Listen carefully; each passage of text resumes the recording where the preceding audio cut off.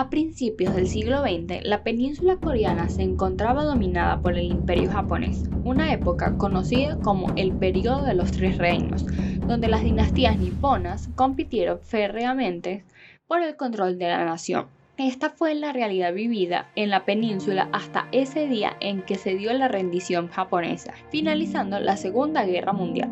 En 1948, como consecuencia de la división entre soviéticos y estadounidenses, se produjo la separación de la península en dos países, las ahora conocidas como Corea del Norte y Corea del Sur. Tras la separación, este último país quedó como uno de los más pobres del mundo. Sin embargo, en los últimos 60 años, dentro del mismo, se ha logrado una transformación económica inigualable. Gracias a los numerosos cambios que comenzaron a producirse a partir de la década de 1960, años durante los cuales, a pesar de la represión y la corrupción reinantes, los surcoreanos lograron convertir sus debilidades en fortalezas, convirtiéndose poco a poco en el modelo económico a seguir que son actualmente. Muchos se preguntarán cuáles fueron esos cambios. ¿Cómo logró Corea del Sur salir de su deplorable estado inicial? Así es la historia.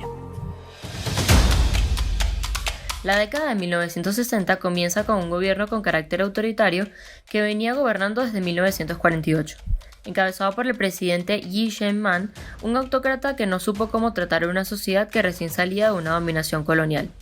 La arbitrariedad de sus acciones, su avanzada edad y su carácter dominante le impidieron realizar un proyecto económico que elevara los niveles de vida de la población y que diera cabida a la participación ciudadana. Este autoritarismo y su empecinamiento por perpetuarse en el poder lo llevaron en un punto a dimitir, forzado por una propuesta estudiantil a la que se sumaron la mayoría de las fuerzas sociales más conscientes del país. Así, la Segunda República se estableció entre 1960 y 1961.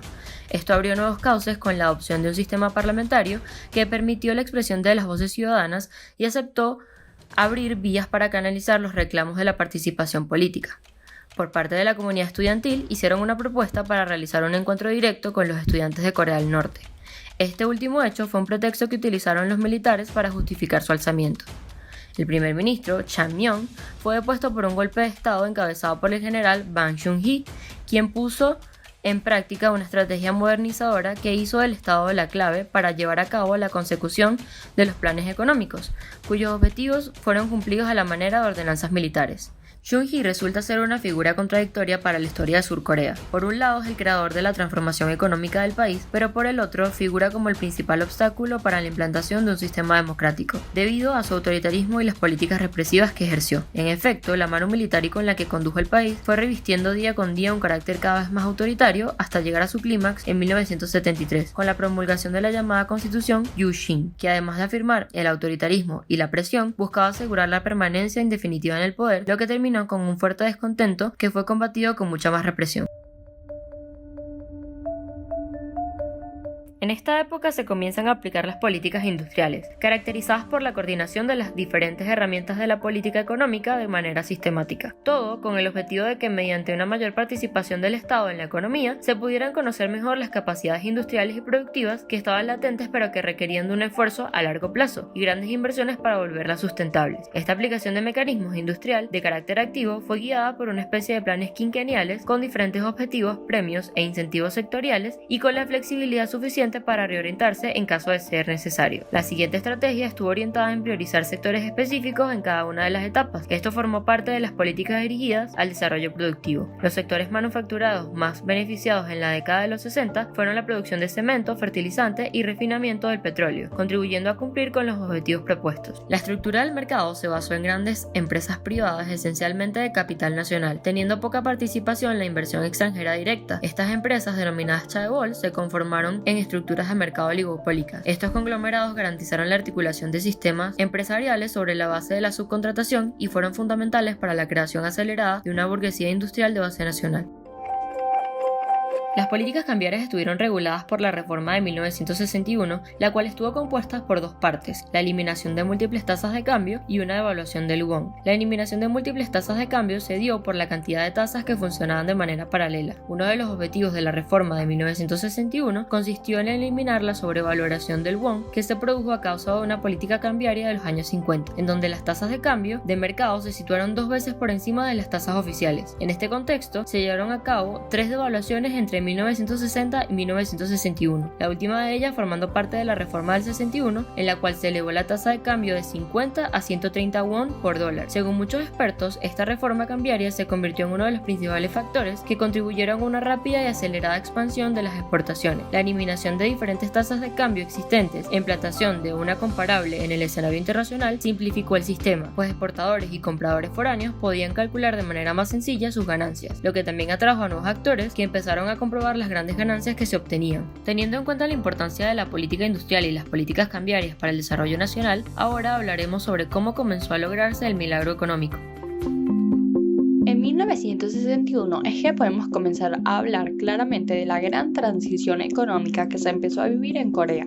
A tan solo 8 años de la guerra civil fratricida que dividió al país en dos, la renta anual de Corea del Sur era de $82 per cápita. El trabajador coreano medio ganaba menos de la mitad que un ciudadano ganés medio, solo $179. Y la base de los recursos materiales con las que contaba el país luego de la guerra de Corea estaba en un estado calamitoso. Según relata el prestigioso economista de Cambridge, Han Yong-chang, el gobierno desarrolló un esquema de políticas económicas tipo planes quinquenales, similares a los aplicados por los economistas socialistas, pero manteniendo la institución de las empresas privadas.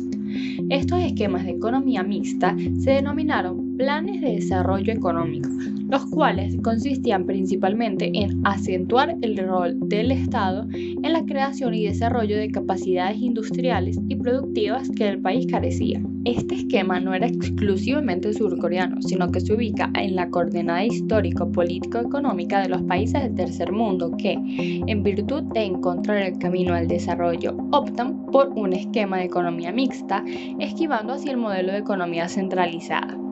Estas políticas también se aplicaban en los países latinoamericanos, ya que el desarrollismo fue una variante propia de su historia.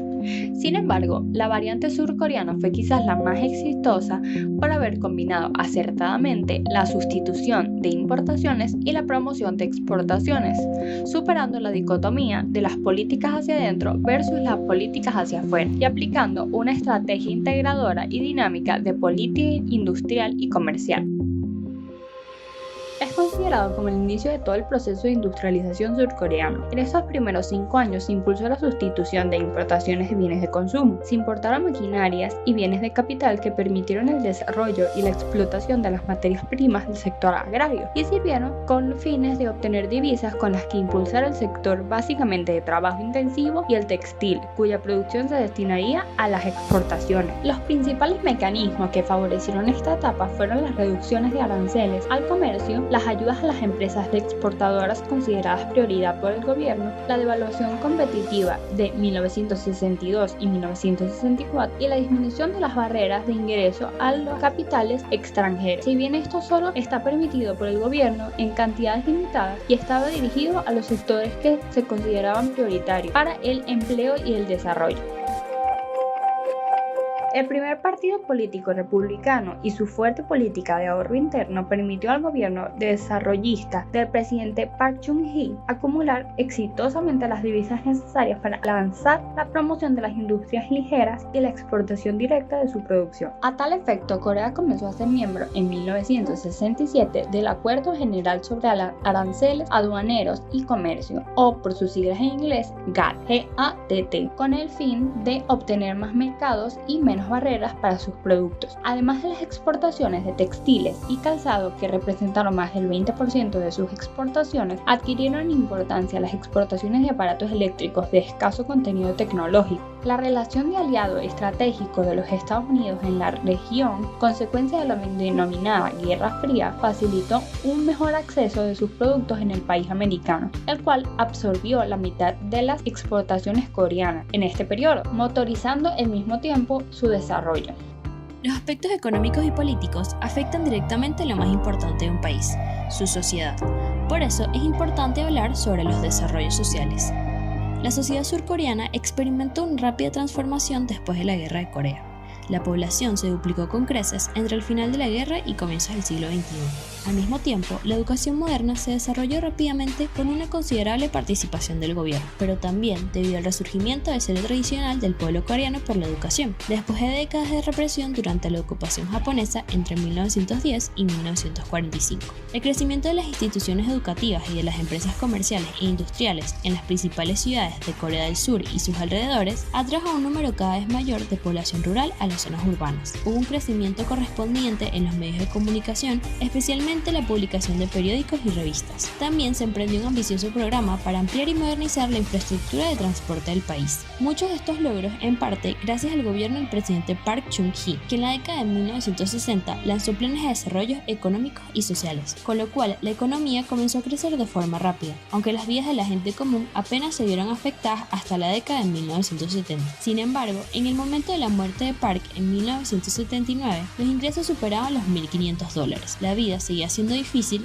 pero definitivamente estaba mejorando. Sin embargo, el cambio social más notorio en Corea del Sur fue el surgimiento de la clase media. La reforma agraria llevada a cabo a principios de la década de 1950, junto con la difusión de la educación moderna y la expansión de la economía, provocó la desaparición de la clase Yangbang, terratenientes, y una nueva élite emergió de las filas de los antiguos comuneros. Esta clase media representaba cerca del 21% de la población en 1960 y aumentó al 46% en 1990. Fue gracias a esta nueva clase que, a partir de 1987, se inició el proceso de democratización en Corea del Sur. Con la desaparición de los terratenientes y el surgimiento de la clase media, comienza un proceso de urbanización. En la década de 1960, la huida masiva de agricultores a las ciudades se debió principalmente a la pobreza en las zonas rurales, y la proporción de la población urbana aumentó del 28% al 41% entre 1960 y 1970, siendo su destino principal Seúl. Como resultado, en 1970, Seúl era una ciudad de inmigrantes, donde los que habían llegado en la última década constituían cerca del 50% de la población. La migración del campo a la ciudad fue el componente principal de esta rápida urbanización en una primera etapa, pero su contribución ha disminuido drásticamente con la reducción del tamaño de la población rural. En cambio, la expansión urbana y la instalación de nuevas ciudades en zonas rurales del interior explican la mayor parte del crecimiento de la población urbana desde 1980. Además, la industrialización y la modernización han asumido un papel cada vez más importante tanto en la migración como en la urbanización en los últimos años. La tendencia de la población a concentrarse en Seúl ha disminuido desde 1970 y en la década de 1990 los aumentos de población a través de la migración casi cesaron en las áreas metropolitanas. Esto no indica una tendencia emergente de descentralización de población entre las ciudades, sino más bien la expansión espacial de la gobernanza funcional de Seúl en áreas cercanas y ciudades satélites. Este es un proceso que ha formado lo que se conoce como la Gran Seúl, constituida por la ciudad de Seúl,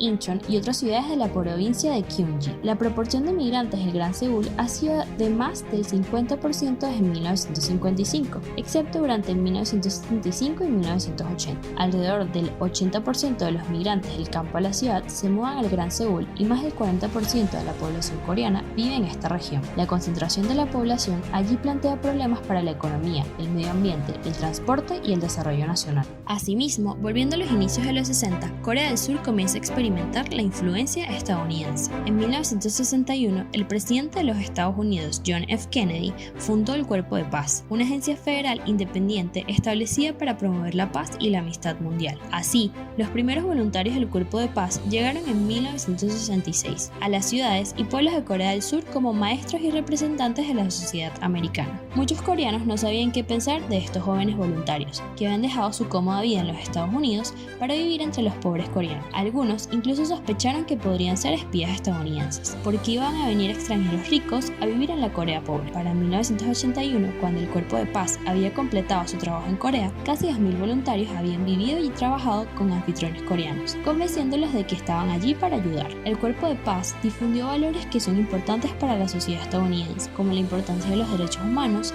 la democracia, la gobernanza transparente y la virtud del voluntariado. No solo eso, sino que muchos más elementos de la cultura occidental, como su música, por ejemplo, se introdujeron en Corea del Sur, aspectos que permearon en la población y tuvieron gran influencia en el desarrollo de elementos populares y actuales presentes en la sociedad coreana como el K-pop, el cine y muchas cosas más. Los estadounidenses, a su vez, fueron influenciados por sus anfitriones coreanos y muchos voluntarios del Cuerpo de Paz se convirtieron más tarde en diplomáticos, profesores e investigadores que dedicaron sus vidas a estudiar Corea o trabajar allí.